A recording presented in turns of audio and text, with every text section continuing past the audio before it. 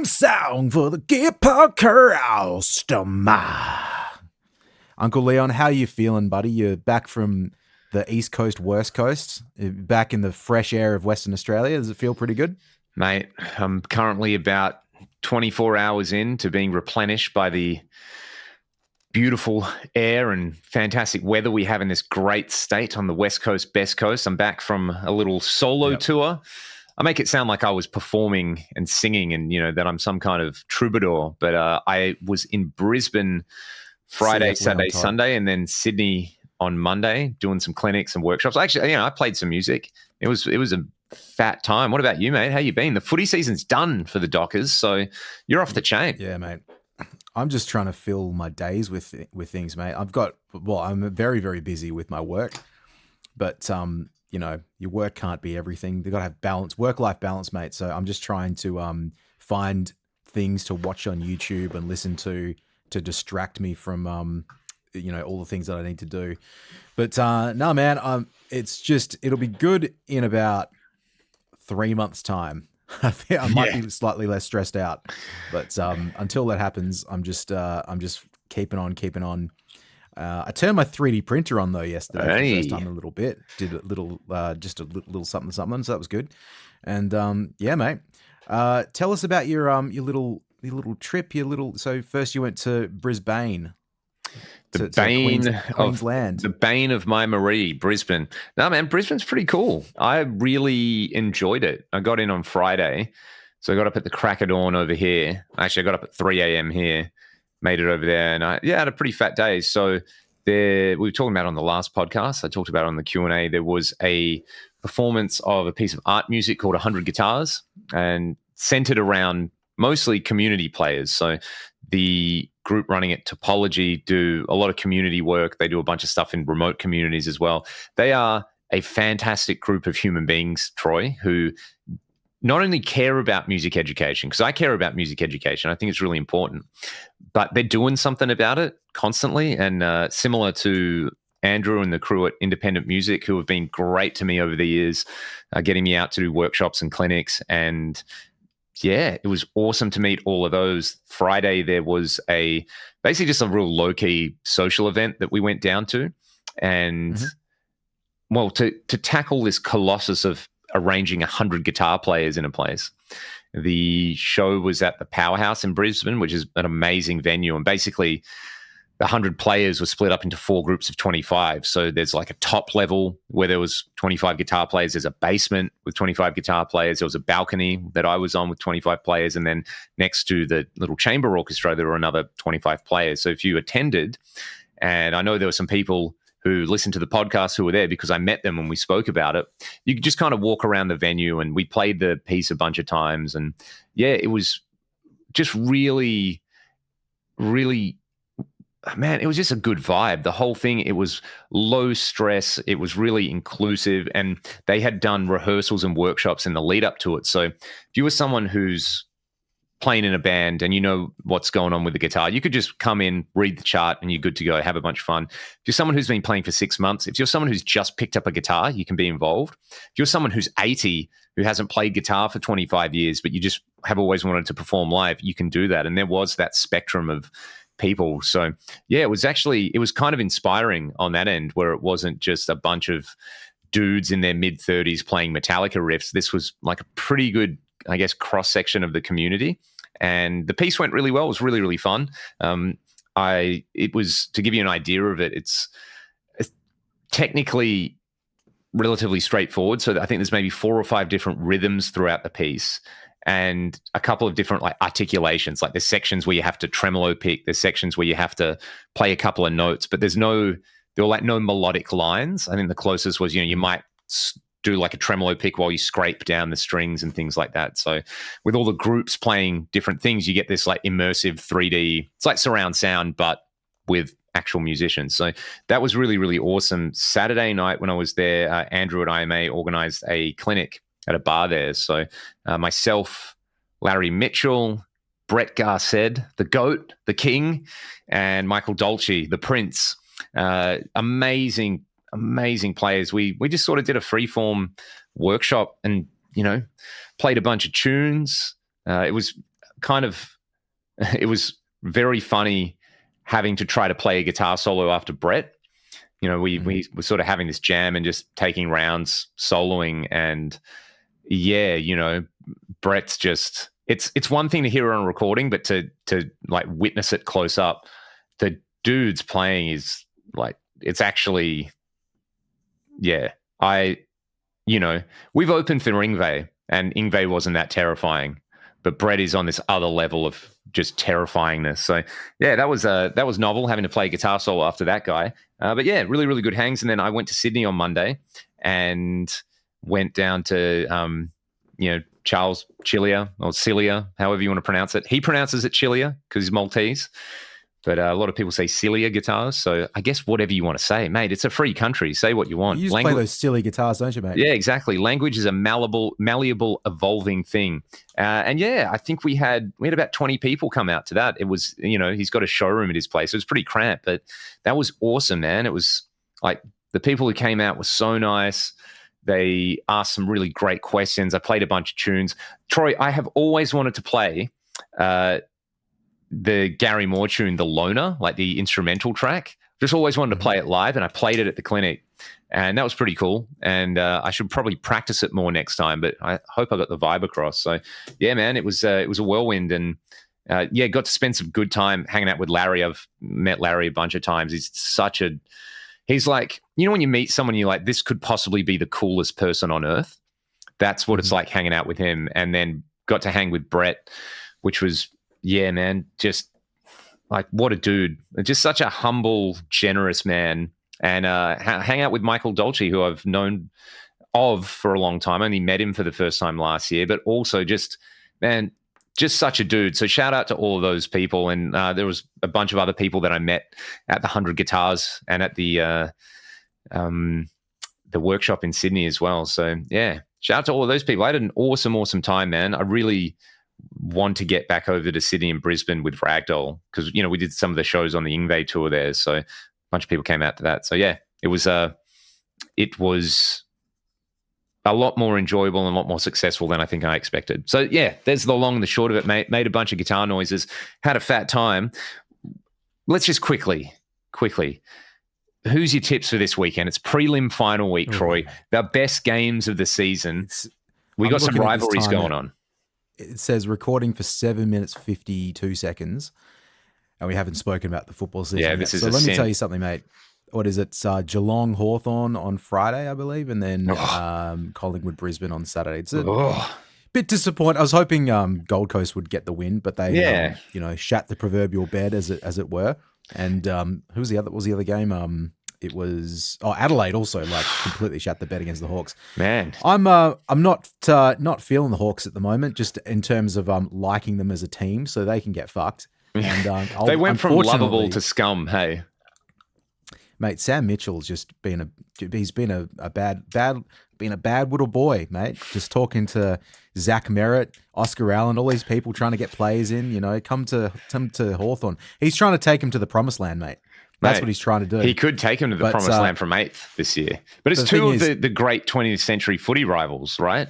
Brisbane, Collingwood, and then Hawks, Geelong. It's going to be spicy. Mate, and the thing is, you know, Chris Scott, he is probably the best coach. Like, he knows what's going on. He's gonna do some damage. And Sam Mitchell's fucked around, and he's about to find out. I think that's how it's going to go. So I'm feeling Geelong.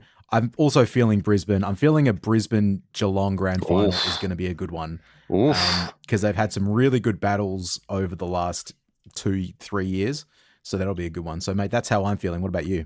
I mean, when's the last time Collingwood and Hawthorn played against each other in a granny? The 80s? Never. All right. I want to see that. Never. That was a stat that I learned. There's never been a Collingwood Hawthorn grand final. That's wild. I'm kind of at the point where, you know, sort of all the teams, they've been very successful in the last 10, 15 years. So it does feel a bit like, all right, here we go again. You know, having the Suns or something in the mix would have been cool. But yeah, man, I think they will both be, hopefully they're both really good games because I do love a prelim final weekend. And also, Troy, you and I have a gig on Friday at the Careen. And you just know they'll be showing the footy.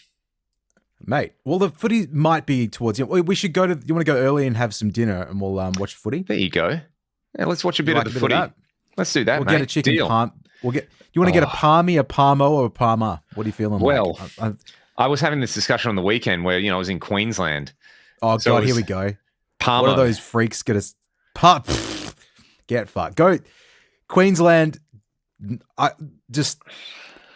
It's like I didn't think I could hate you even more, but unfortunately, you've come to the party with something else. Just be normal, guys. It's a chicken palmy. That's how it is. That's how it will always be, and that's what Leon and I will be eating on Friday night together. Here's the thing, mate. Because don't you back out on me. Parmigiana is spelt. The first 5 letters are palmy.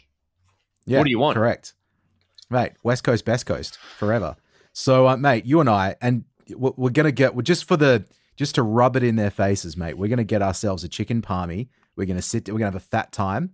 We'll get. I might get a Coke Zero to go with it. Wash it down. Feel pretty bloody good. So that's all I have to say on that matter, mate. But yeah, if you are in Perth, obviously come and see the boys play. Play at the Careen. And we got that Whitesnake gig as well in a couple of months. So I got to learn some songs. That's pretty cool. Hey, did you ever hear that? Hear that quote from CC DeVille where he said, "It's not devil worship, it's DeVille worship. They're worshipping me." That's that leads into the first thing I want to talk about very quickly, which are great wigs in rock. And CC DeVille absolutely has one of the great wigs in rock, right? Yep. Now, you don't edit these podcast videos where you just throw images on, do you? I don't think. What if I did? And then just there you have CC DeVille. Because, mate, you don't want to start something that you can't complete. Like, exactly. Do you want to start? You know what you need to find, mate, is you got to find yourself an editor. Yeah. All these people have editors now. They just do all these little things like 20-year-olds that just love sitting in front of whatever. What do they use for editing? Final Cut and one of those things. Yep. And they're just like always making funny jokes. Mate, that's what you need.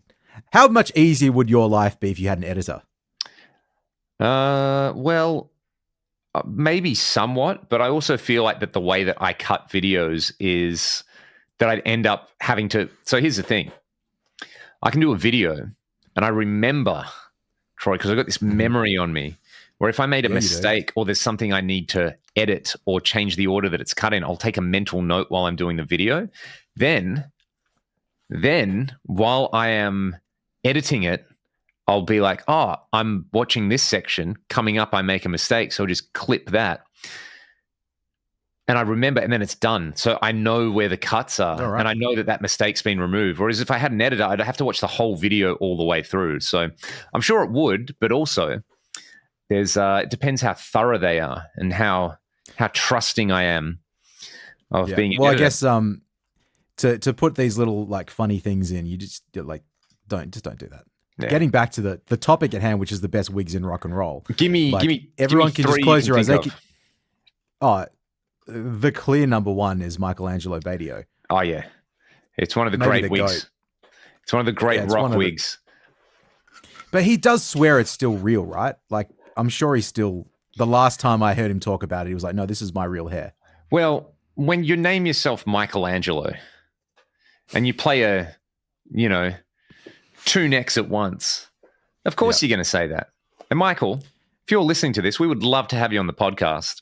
And we won't ask you about your real hair, but we will talk to you about your career because I imagine it'd be pretty interesting because he's in Man of War now. That's right. Yeah. Yeah. I had one of his... Go on. Oh, I was going to say, I think Frank Gambale belongs in the discussion, right? The old chop builder wig. That's just the one thing. Here's the thing. Michelangelo has never confessed to wigging, right? He's kept it up. Every time you see him, it's consistent. But Frank gave up the charade. He just went, you know what? Yeah, look, you guys all know I've got no hair. It's fine. And now he's like a hat guy. And now he's clearly, I don't know if it's him or his editor, but Frank has a YouTube channel. There's some really good stuff on there talking about his career and playing with Chick. But he's discovered the power of clickbait, hasn't he? I don't know if you've seen them. And it's quite I've seen a couple things entertaining. Pop up, but I haven't really watched them, to be honest. I think that the you know, it might even be a reel or something. It's popped up. I'm like, nah, I don't really need to watch this. What's he been talking about? I just, playing certain things. He played with Chick Corea, and there's a lot talking about. There's one talking about music education. There's some stuff where he's talking about his technique. It's pretty interesting. So yeah. Anyway, it's wild that look, Troy. I just want to savor this moment because I'm going to look up Frank's YouTube channel, and this is a sign of the times, right? I watched Chop Builder so much as a kid, and used to be able to play nearly all of it. And I believe his YouTube channel is FGTV. So, Frank ahead of the curve. Frank Mbali, 64.8K subscribers. I mean, pretty good, mate. He's catching up on you. He's gaining rapidly. But while I've got the advantage, like a tortoise, it's been given a very, very big head start. I'm going to savor it, and that is a sign of the times, my friend. That Frank Mbali doesn't have 1 million subscribers because he should, mate. He needs to come on the show, and then he'll get that bump. He'll get that Leon Todd bump. Let's hope. Let's hope. We can ask him about that carbon preamp that he demoed years ago. Now, see, we're really getting onto the thing. This is why I wanted to talk about the great Wigs of Rock, so we can talk about Frank, so we can talk about that carbon preamp, which surely is one of the... Was it a digital thing? Yeah, I was probably only about 15 years ago. It was like... He had this... He made one comment. This is the tone navigator. Was that what it was called? Yep. He made a comment that I thought was really interesting in that video, which I have thought about, and it stuck with me, where he was like, when you put all the knobs at 0, that's what it should sound the best. Like, that's the sound. And I'm like, oh, that kind of makes sense. Because, that's kind of neutral when you're doing, like, using an EQ. It's like, oh, that's it. I see, yeah. It's plus or minus that. Because obviously that's not how an EQ works in an amp. It's like, that's where we set it and usually sounds pretty good, but that's not exactly how it works. It's like, yeah. So it's a digitally controlled analog preamp. That's very interesting. Yeah, and I think the distorted sound he uses in the demos, what I would refer to as dog shit. Yeah. But that's just my personal preference. And no knocking on the playing, but yeah, I didn't quite. I mean, the playing is always absolutely unbelievable. But yeah, Which the carbon tone navigator. I don't think I had Chop Builder. I had, there was 2 of his videos. Modes No More Mystery was one, and then there was another one called Monster Licks and Speed Picking, I think. Okay, maybe what's the one? He's playing the yellow Ibanez. I think that's Monster Licks, because there's the lick that slurped LA where he plays like every note. Right. Well, and I think he's wearing like a white jacket or something as well. Yeah, man, absolutely. Yeah, I'm gonna double check. And then there's this. Then there's one video as well that I had, and maybe it's a Chop Builder, but it's almost like an aerobics. Yeah, that's Chop Builder, video. And it's clearly he's just been like, because there's a section where he's like, now over to the ladies. That's so good. Like, yeah. I remember that. So I did have it. I remember getting that video. I've got a really vivid memory of that actually, because I remember getting it in approximately November of 2007. Probably not legally, because I was torrenting a lot of stuff back then, and it was hard to find that stuff anyway. Like, it was impossible. But I remember getting it and sitting down on like a Wednesday night and like getting into it. Was like, all right, I'm just gonna. I was still playing guitar quite a bit back then, so I'm like, all right, time to do some actual work. Blah blah blah blah blah. Do some ripping, and then my partner, my girlfriend at the time, who later became my current fiance, she was like, oh, I'm out of town, but now I'm back. I've been away for a week. So I went and hung out with her instead. And guess what? I never, ever watched again in my whole life. So I had better things to do from that point on, unfortunately. Yeah, but I remember Frank. that one. Yeah, I remember I nailed the first lick, whatever that was. I'm like, oh, this is cool. This will be useful. Yeah, maybe I'll investigate. Because he ended up having a signature Ibanez, the FGM. And was that a 540 looking thing? Yeah, like very much what that was. Very slim. Like is it kind of a 540S? I mean, the yellow ones are the best. Yeah. Oh, by the way, I'm pretty certain Ibanez are reissuing the 540R. I think it's the 540R. The one, like this style thing. Yep, with the big lower horn. I kind of want one. Me too. They're like, they are ugly, but like good ugly. Or maybe it's just, it's like a real Guitar Magazine guitar for me. Yeah. Like, I'd always see it, and you think like, oh, you'll never see one of these in real life. I'm just going to quickly look new gear for 2025, and I'm sure it's listed up here because I was looking at them the other day. So they have their NAM collection, and where is it? The RG. Because, okay, so, they do have you seen the RG 565? Look, I'll be honest, any number that has like a 5 at the end of it, I kind of am like, I don't know what this is about anymore. Yeah. Because you've got two 550s and a 570? No, I've got one 550, one 570. I've got others, like other Ibanez guitars, but like in the RG series, those are the only two I've got. Yeah. And a PGM 30. So the 565 has a stacked humbucker, like single coil size in the neck, but no scratch plate. I think it looks really cool, and it's got what are they? Are they shark tooths or are they something else, those inlays that they do? Anyway, I'm trying to find these guitars. Why aren't they on the website, Ibanez? Oh, yeah, the P series. Oh, okay. Yes, so the 540p, is that the one? Yeah, the 540p3. Yeah, man, it's got the longer lower horn, and it's wild. It gives me a long lower horn, if you know what I mean. Hey. Yeah, they're kind of horrific, but in a good way. Reverse headstock too, so the correct way. I saw a purple 550 at Mega Music last week when I was in the really? Valves, which looked cool. Like I have a purple 570. So it's not like I'm in the super in the market for one of those guitars, but I haven't really kept up with modern Ibanez stuff as much, like that series, like the RG series, because I'm not really playing that sort of guitar these days. Well, I know you've got something you want to have a little rail about, but I have something I kind of want to rail on about with Ibanez, right? The AZs, or as we call them down here, the AZ. They're obviously a great seller for them because you see them everywhere and you see everyone playing them, and they're fantastic guitars.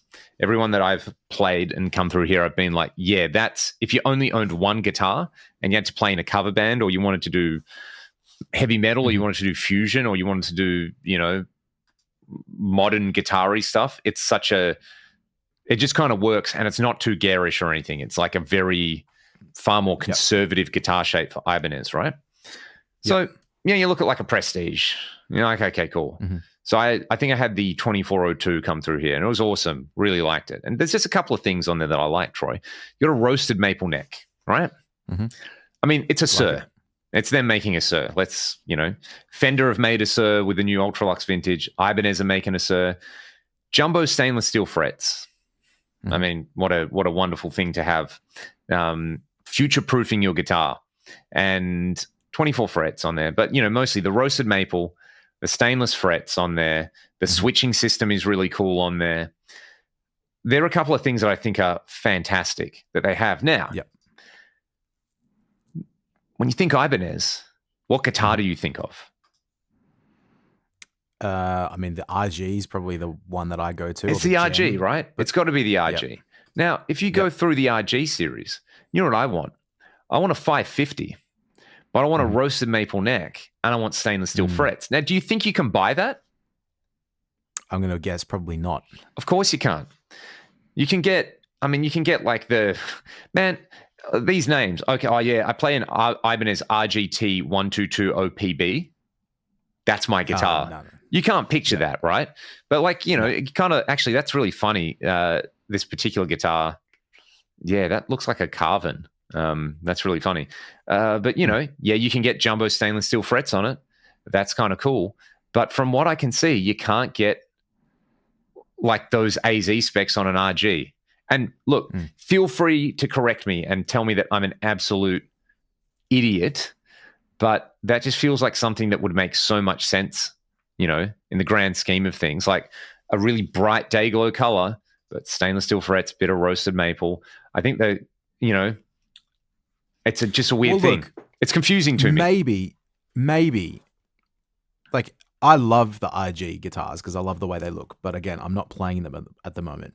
So who's playing an RG at the moment? Who's like seeing that guitar and going and buying, like who's obsessed with it? Like that's like not a rhetorical question. Is that for people that do the 80s stuff? Is it for people that do like metal stuff? Is it people, probably not your classic rock sort of a guitar. It's probably a whittle guitar. Oh, absolutely. Like, really? It's definitely I feel like if you were someone who wanted to play stuff that wasn't high octane stunk guitar, you'd get an AZ because, why wouldn't you? But also, I feel like those boundaries have been broken a bit where you'll see like, you know, a pop band, but the guitar player, like a singer-songwriter indie pop band, but the guitar player will be playing like a yellow RG, you know? It's really? Okay. well, I mean, you know, okay we're not talking about people our age. We're talking about like 20-year-olds. Like they don't care in the way that we care. There's that sort of element. It's like, oh, why is it cool? Because it's not a Fender. But you also see them playing lots of Fenders as well, even just like, you know, Strats. So yeah, I don't know. I just feel like that would be, you know, that would be a cool thing to be able. Like I've wanted to get a Genesis, a 550, because they are great guitars. They just don't do a stainless steel. Well, even just with stainless steel frets, you know. Please, Ibanez, you can do it on other stuff. What's the like the naming convention of their guitars at the moment? Like, because remember, like say 20 years ago, the Prestige was like the Japanese made. They were like the good ones. And I believe, yeah. I think the model, Prestiges are still up at the top. There's like a premium. Is that, do they still do that now, or is that like now? Yeah, they do premium. I think so. I think about there's also J Custom, which is sort of the more like yeah. I think that's or J Craft. No, or J Custom. No, J Custom. So I think they're like the say to be like custom shop or private stock kind of vibe. I played a few J Customs actually. Look, I guess to be fair, you can probably get a J Custom RG that has stainless steel frets on it, but it has all the fancy wooden inlays. I want desert yellow and I want stainless steel frets. That's it. I mean, that's you do, if you wanted to, you do happen to have a desert yellow IG 550. It would be easy enough to get it refretted. Yeah, exactly. If you wanted to. Exactly. Talk about first world problems. But yeah, that would that would be like, my signature model. If I had an Ibanez signature model. I'd have a red one probably. I got to get that red one off Tim. He's had it for ages. Not his fault, my fault for forgetting to pick it up. Hey, like just to quickly sidestep for a second, because we got to do that Whitesnake tribute gig in a few months' time. And I said this last year. I want to play amps, and I'm still pretty like keen to do that. You do amps, just don't renege on me, Leon. Well, it depends what we're going to do, mate. Pinky swear, blood pact. Let's play amps, mate. It depends what you want to do, because I've been trying to push them to do like "Is This Love," and you need that clean sound. So that would be the only thing contingent on. That would be the only thing that would make me want to not do that. But yeah, I mean, I'll do it. I've got a Mark IV here doing nothing. Got a bunch of other awesome amps. I do too, mate. I've got too many of them. So it's I want to use an amp. I might take an amp, fry it power station, chuck something in the effects loop of the power station, and then just whatever I feel like. That's what I'm thinking. You know what I might do? You know what I might do for that gig? Tell the people. Is play the ADA. Take me to the promised land. Oh, mate. Because I've never done a gig with one. Oi, pinky swear promise. If you want to, I'll do an ADA gig with you. Okay. We'll do full rack. You want to do full rack? Yes. Let's do it. All right. That's what we're going to do. Two racks. I'll, power amps, the whole thing. We got to have a multi-effects in there somewhere as well. Yep. Let's build, mate. Let's build a rack. We'll build the Whitesnake rig. We'll build it for this. Mate, it'll be fucking sick. It'll be sick. Yes. All right. Yes, I'm so excited about this. So I've got all the pieces. Talking about amps and having little rants about stuff that does not matter in the grand scheme of things, but you would like. What you sort of bought something up before talking about? You've been testing some of your amps. Tell me, mate. Tell the public, Troy. Let me move out for the people watching on video. I'll move out of the way a tiny bit. You can see there's a little Marshall there. That's my Marshall SC20, so the JCM 800 little baby one. Which I don't know if I said this on the episode last week, if I'd done it or I had just done it or I was thinking about it. I can't really remember because it doesn't mean anything to me anymore. But I dragged it out. I had modded it last year doing the number 34 mod with like sort of to what Jason had suggested in a video he did a little while ago, Headfirst Jason. So did this mod, kind of fucked it up. Knew I fucked it up at the time, but couldn't be bothered opening the amp up again to do it. I was, partly that was because I'm still a bit scared, probably rightly so, of playing with guitar amps and getting in there with a soldering iron, because I know that you can hurt yourself if you're not careful. Oh yes. And I can be careful, but I also can be clumsy, so it's hard to know. I just don't want to fry myself. But anyway, I got back in there and I fixed the amp. I fixed the issue with the mod that I had done. And the issue was like totally operator error. But in Jason's video, he goes through like the whole mod, the main part of the mod, and then he does a bit about putting diode clipping in it, which I didn't want to do that. But there was like one step that he didn't put in the first half of the video. I'm like, oh, that's weird. He hasn't done it. He hasn't like shown how to do this one step. So I just ignored it. As it turns out, he did in fact do it in the last 2 minutes of this video, but I just thought he moved on from that and started talking about something unrelated. Yeah. So I was like, I just didn't get there. And yeah, completely my fault. So I watched the 2 minutes. I added a resistor and a capacitor in that I hadn't added in, and the amp sounds way better. It's just a little bit, it's a lot less bright, and it was cool before. I think it's more accurate to what the 34 is. So this is like just dumps a bit of high end and a bit of gain. But it sounds a little bit more usable now. So I've been fucking around with that the last few days, and I've been having fun with it. So, tick, you know, amp's fun, music's fun. I've got the little orange 1x12 that I'm blasting it through at the moment. So, anyway, I'm playing this amp, and it's kind of like I'm getting it to a certain volume. I'm like, yeah, it's kind of like it's kind of working, and I'm liking it. But what I haven't done yet with it since I've fixed this mod is I haven't compared it to my like 100 watt head first modded Marshall, which they're different amps. Like obviously one's 100, one's 20, one's old, one's new. Now we're getting into something. Sorry to trip you up there, but like you know, volume is one thing, tone is another thing, feel and response. Mate, this is what I'm leading towards. Oh, yeah, this is very towards. important. Because my main experience with this is 50 versus 100 watt amps, but I'll shut up for now and I'll let you keep talking because I feel like I know where this is going.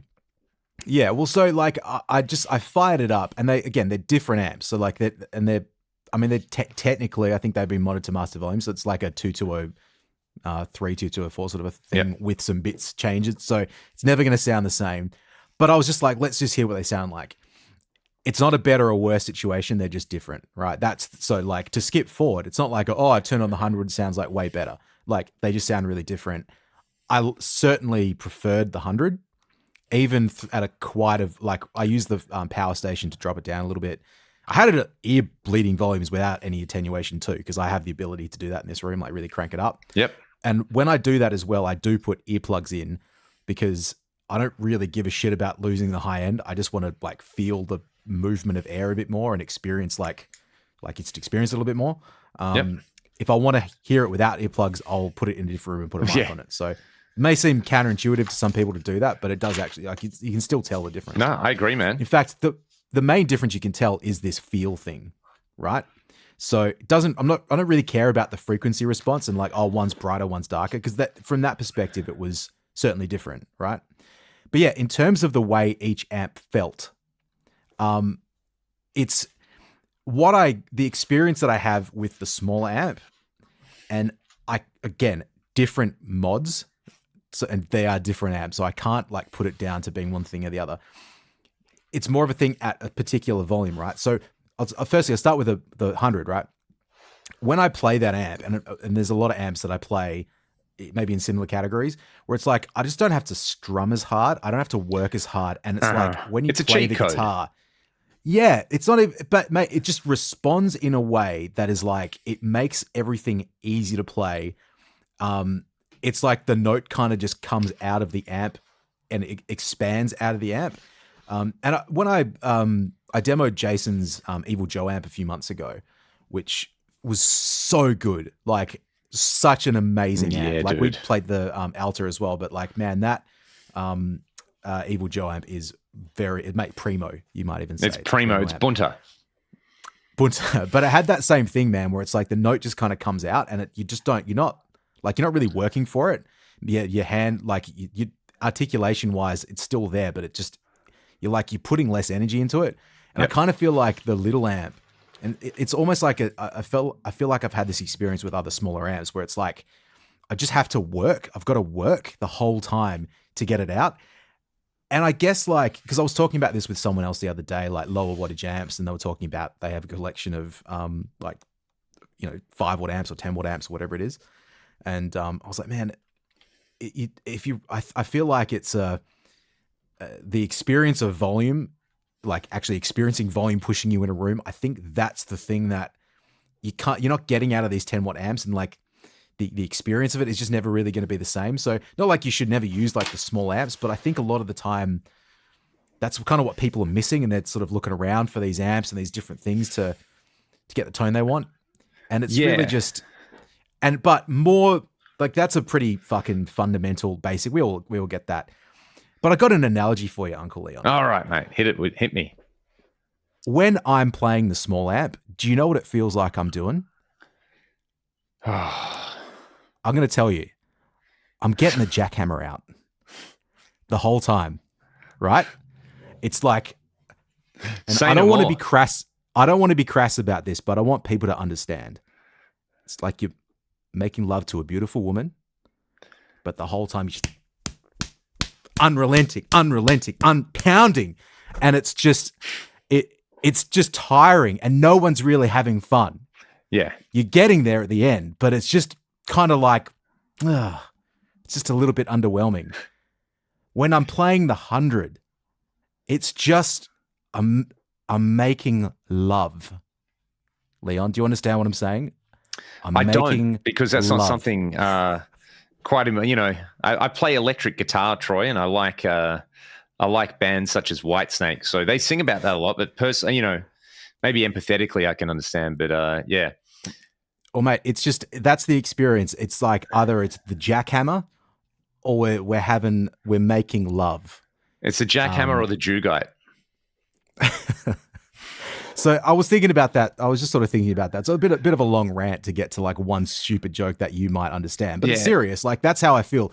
It's just like I'm always just working, like always picking harder and just kind of like playing hard to get the responsiveness out of it. For me, the thing that makes playing guitar hard is when you feel like your right hand is working too hard, right? Yeah.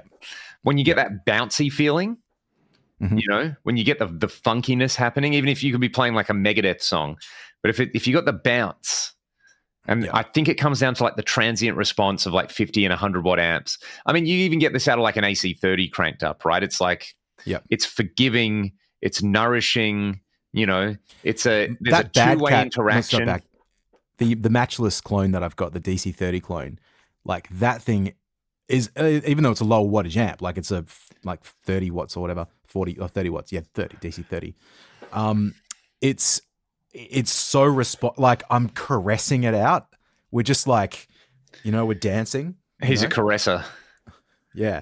I'm not jackhammering the whole time just to get it to do, yeah. I'm not I try not to be too dirty, but when I say this, you know, like I'm not intentionally being crass about it. Some of us here are adults. You know, they understand it. They totally get it. But you're just making love, mate. It's gentle. Okay, do you remember with the Alta, right? When we had that amp here and we took it into your studio and we just had it on 10. We had it all the way up. It was just absolute. We had big earplugs in. That was like it was so easy to play guitar. Mm-hmm. You know, I think we were playing your Charvel, right? And I was just like, this is insane. It's like the mind to fingertip connection is so refined on there, and it's like a flow state.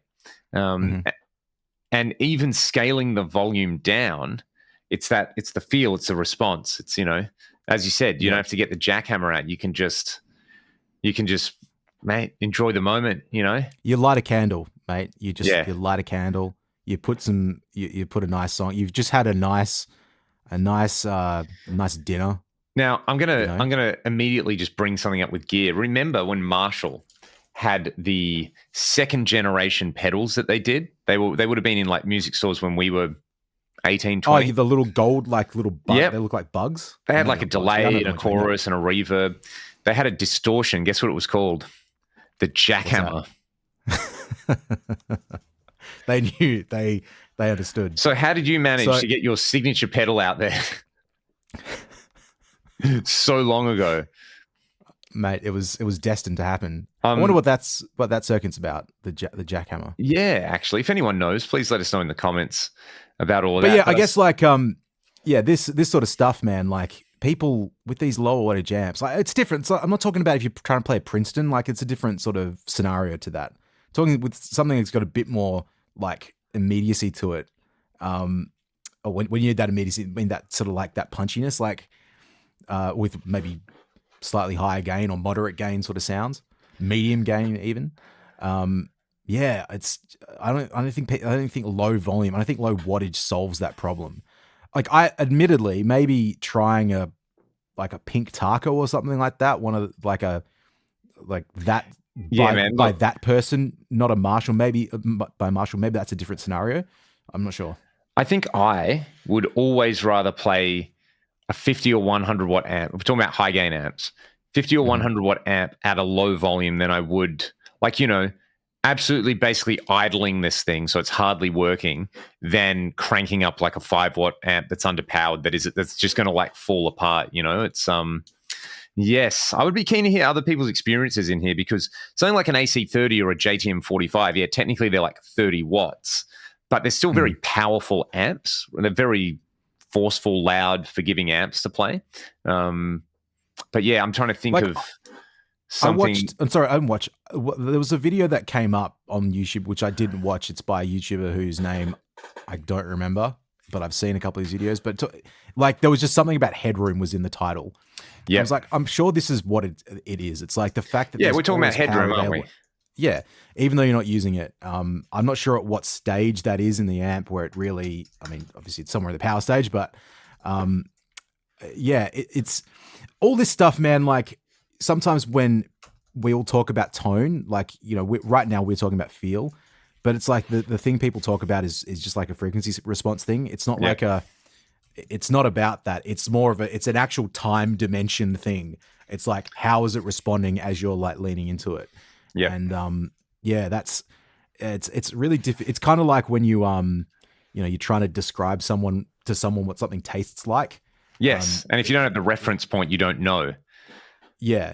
And it's what I really love about having all these amps to try out, and to be able to like trying to experience it and like maybe not articulate it, but experience enough so when I have people come through the studio, I can discuss these things with them, and when they say they like or don't like something, I can give them a different flavor to try out to see if they dig it. It's it's kind of like a musical love-making therapist. That's me. That come and sit on the couch, and let's talk about your feelings, because it probably comes from that. Man, yeah, I'm trying to think of. So I remember gigging with the Orange Dark Terror, and I've done some gigs with your Tiny Terror, but the Orange Dark Terror, and I remember, I think the first gig I did with like a DSL or my Soldano after that, and it was just so much more. It was just bunter, right? It sounded good with the 15 watt amp. They're awesome amps and nothing against them, but it was just like the bunt factor, Tundi. That's what we're looking for. That just like, now we're talking. You can get, I think, the texture, and you can get the frequency response, and you can get like, people talk about the grain of the distortion. Yeah. I think you can get that pretty easily and achievably, but it's that power side of it that I think that's where the feel of it comes in, and it's difficult, man. But look, I like to go back to the original thing with these amps, and I have said it, but I'll say it again. Like, they're different amps that I'm testing this with, so it's very far from like a scientific thing. And perhaps I would had the same mod been done to the little baby Marshall as to the big one, maybe, and by someone who knows what they're doing, maybe they can make it sound, more together, or I don't know, maybe it is independent of this.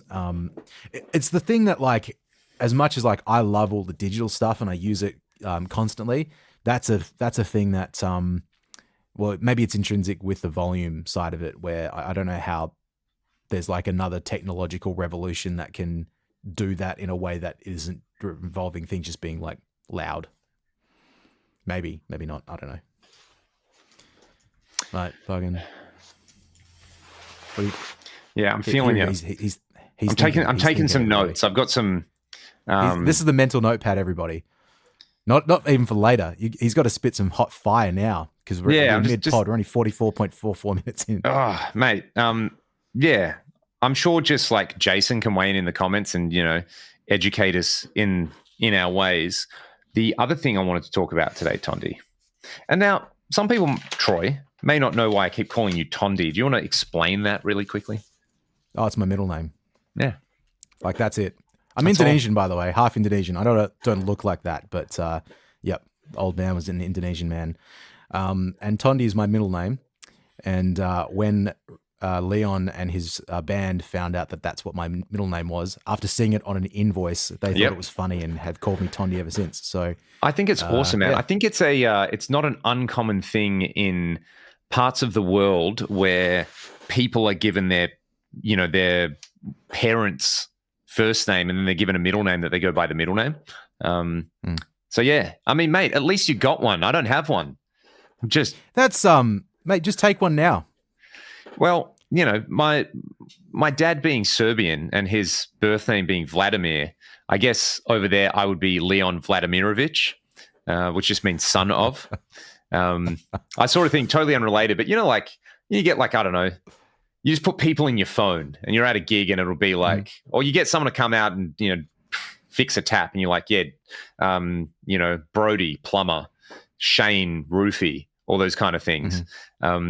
I believe it was someone who's a linguist, and they were like, I was cleaning up contacts in my phone. I saw all these just, random like first names and occupations. And they're like, that's literally where names came from. Yeah. It'd be your name Baker. plus what you do.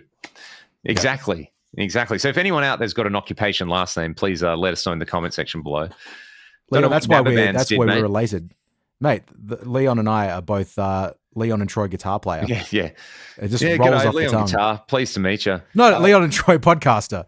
Us, there's related to Joe Rogan, I guess. Joe fucking podcaster. Mate, Joe's got a lot of relatives nowadays. Yeah, so a lot of podcasters. There was where is the thing that I took the note of? It doesn't matter, mate. It doesn't matter because I want to move on very quickly and just, you want to wrap him up. Cherry on the cake, though, I will just say that people are going to see heaps of this guitar. And Troy, what has happened to me, mate? I have delved into the pipeline. I've been playing shows using a guitar with a floating bridge. Now I've got a guitar with a double locking vibrato You're bar. loving it now, mate. Yep. What does your Sir have? Does it have a Godot Floyd? Yes. Yeah. 510? Yeah, 510, mate. They're great. So massive, obviously I was saying I was at Charles's place and he's got some pretty incredible instruments in there. And I played this and couldn't put it down. And basically, because he's such a mad dog, I was like, you want to sell me this guitar? And he was like, yeah, I'd sell it to you. Because it was basically, long story short, it's kind of like, guitar he made, but it was his personal guitar. So I feel quite indebted to the man for selling it to me. And I think this is a guitar that he sent to Brett Garsed because he now makes a signature model for Brett that's got a reverse headstock. And we talked about it when we did the podcast with Brett Garsed. One of my favorite episodes, by the way, amongst many. But it's the same neck profile and neck vibe as Brett's. And I forget what pickups he's got in here. But yeah, I think in the pickup, mate, Troy, look. Would you put a pickup called a Blue Murder pickup in your guitar? Oh, of course. Okay. We might be able to talk about this more at some point without divulging too much. But these pickups are insane, man. I can't believe he does everything except make like the bridge and the tuners on these guitars. Yeah. Is that 24 fret or 22? 22. I like that. I'm a 22 fret man. I like it too as well, man. It's you know what this reminds me of? When you're just like you're hanging out, you're down at like Scarborough or something, and you go into like a cafe, and they've got their like menu on like an old surfboard. Yeah, it's kind of got that like weathered beach shack surfy thing going on. Hey, so it's it reminds me a little bit of the Jason Becker guitar without obviously the numbers on the fretboard. It's got that kind of feel to it. Because like I'm a big fan of like wood guitars, which is why I have several that look like that. The Warmouth one I made basically looks like that. The Paul Gilbert, what is it? The PGM 800, I think, is the one that it looks like bare wood, and that always did it for me. So, I don't know if this will come up, but man, the flame on this neck is from another dimension. Hey, I've frozen. Your video, there you go. You're back. I'm back. Mate, the flame froze it. Bloody.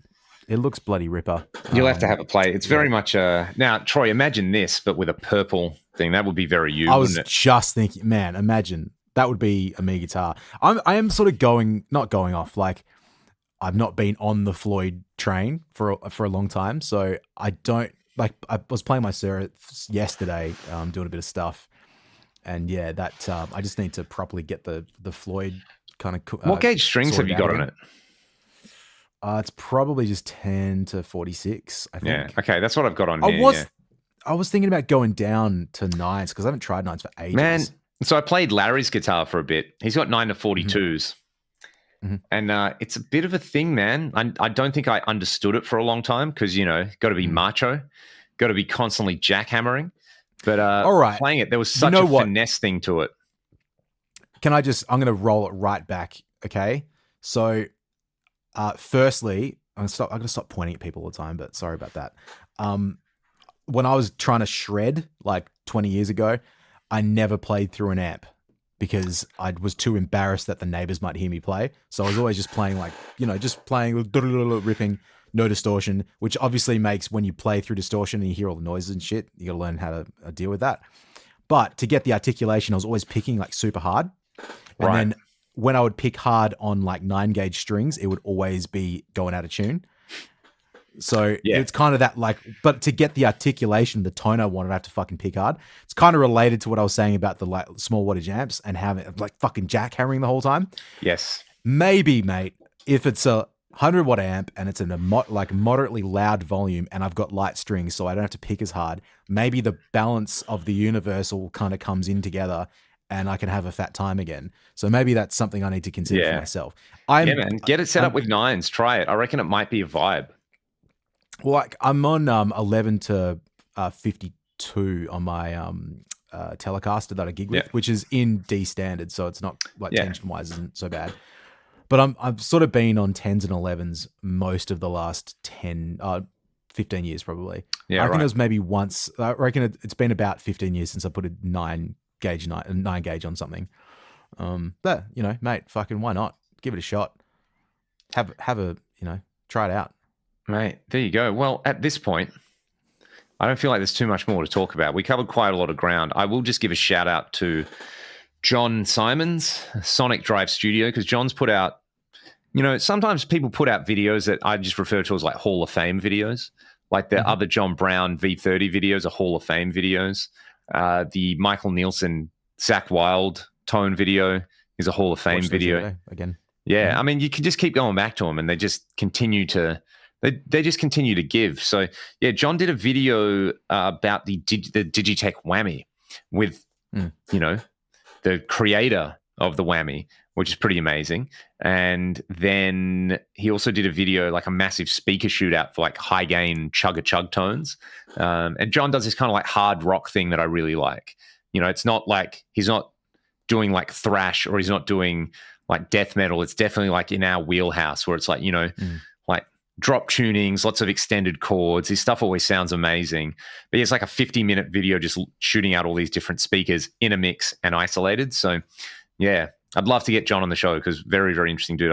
I've enjoyed his content for a long time. But that's a Hall of Fame vid, man. What was the verdict on your end? Did anything jump out at you? Well, I haven't watched all the way through it. I just sort of like skipped around, and it was awesome because you can definitely tell the difference, and it's such a, it's really interesting because I think my one criticism of that approach is, you can also have the same guitar tone, but you can change the way the kick drum sounds or the bass sounds and change the overall tonal blend, right?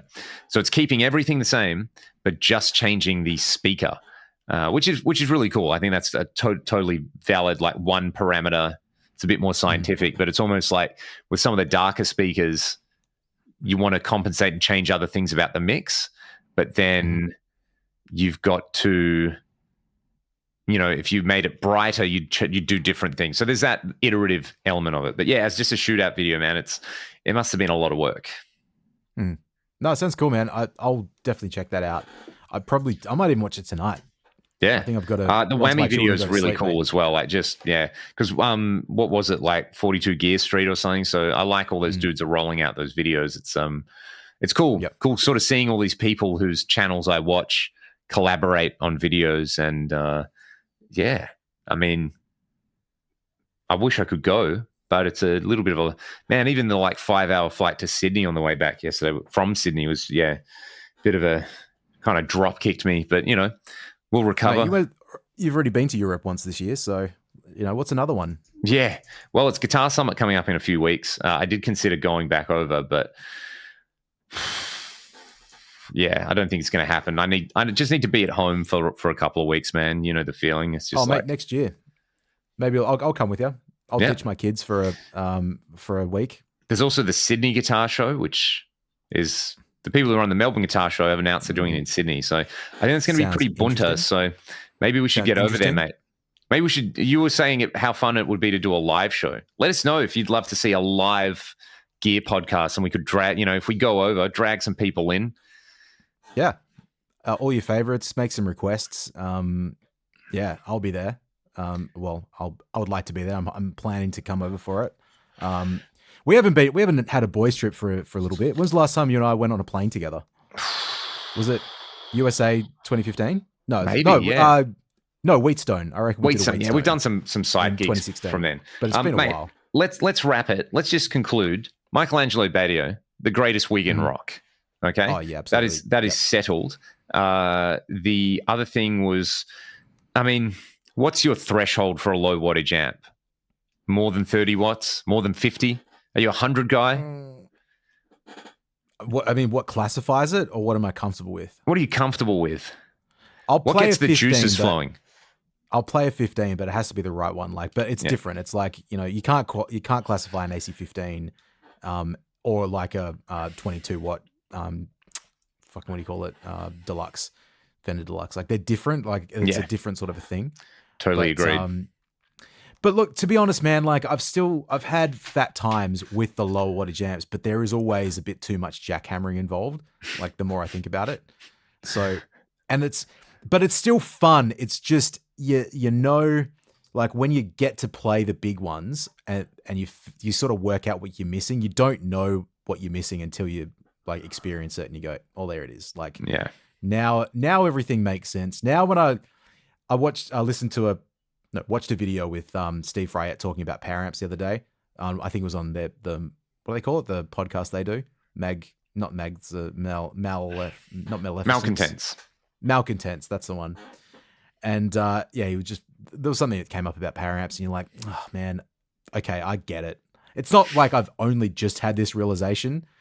There's stuff that you know and you kind of get it, but then I'm like really dialing into it in my own experiences at the moment. So yeah. And you know, like I've said to you before, half the time I listen to these amps only through like microphones where a cabinet's in the different room. So it's just nice to like listen to it and play guitar and experience it for yourself next to a speaker. And something I've tried to do more over the last couple of years, but probably in the last few months I just haven't had the time to. So yeah, anyway.